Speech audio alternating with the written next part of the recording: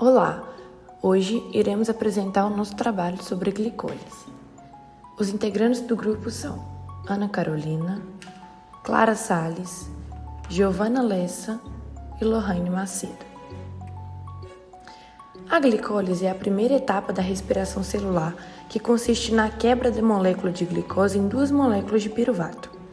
Esse processo ocorre no citoplasma e é composto por 10 reações químicas, em que o objetivo final é produzir ATP e NADH, o qual tem a finalidade de transportar elétrons e hidrogênios para produzir mais moléculas de ATP ao final da respiração celular.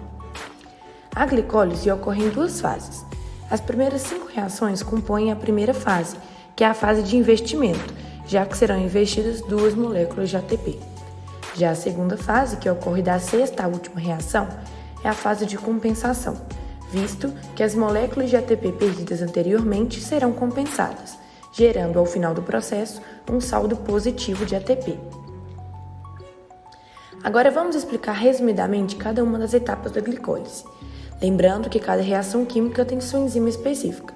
Deixamos destacado em azul o nome de cada uma delas. A primeira reação consiste em utilizar uma molécula de ATP para adicionar um grupamento fosfato no carbono 6 da molécula de glicose, dando origem à glicose 6-fosfato. Na segunda reação, a glicose 6-fosfato é isomerizada em frutose 6-fosfato. Na terceira reação, novamente será adicionado outro grupamento fosfato, em que mais uma molécula de ATP será consumida. Esse grupamento será adicionado ao carbono 1 da frutose 6-fosfato, transformando-a em frutose 1,6-bisfosfato. Vale destacar que até o momento, 2 moléculas de ATP já foram consumidas. As 2 fosforilações ocorridas anteriormente são necessárias para que a frutose 1,6-bisfosfato possa ser quebrada em 2 novas moléculas em que cada uma tenha um grupo fosfato. Essas novas moléculas formadas são a dihidroxiacetona fosfato e o gliceraldeído 3-fosfato. Em seguida, apenas o gliceraldeído 3-fosfato será utilizado nas próximas etapas da glicólise. Sendo assim, a dihidroxiacetona fosfato, formada na reação 4, será convertida em gliceraldeído 3-fosfato. Tendo agora 2 gliceraldeídos, cada um deles dará sequência às reações individualmente, ou seja, as próximas reações acontecerão em dobro. Já na 6ª reação, outro grupamento fosfato é adicionado ao gliceraldeído 3-fosfato, convertendo-o em 1,3-bisfosfoglicerato. O fosfato dessa vez não é proveniente de uma molécula de ATP, mas sim de um fosfato inorgânico, oriundo da corrente sanguínea. Além disso, nessa etapa, um IOH+ é liberado, sendo captado por um NAD+, que se transforma em NADH.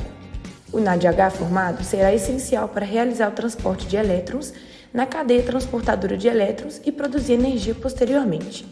Lembrando que, aqui, 2 moléculas de NADH são formadas. Na 7ª reação, o fosfato da molécula de 1,3-bisfosfoglicerato é capturado por uma molécula de ADP, que irá se transformar na primeira molécula de ATP da glicólise.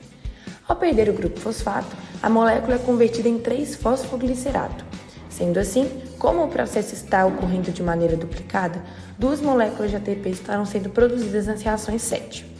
A partir daqui, as moléculas de ATP investidas no início estarão sendo compensadas.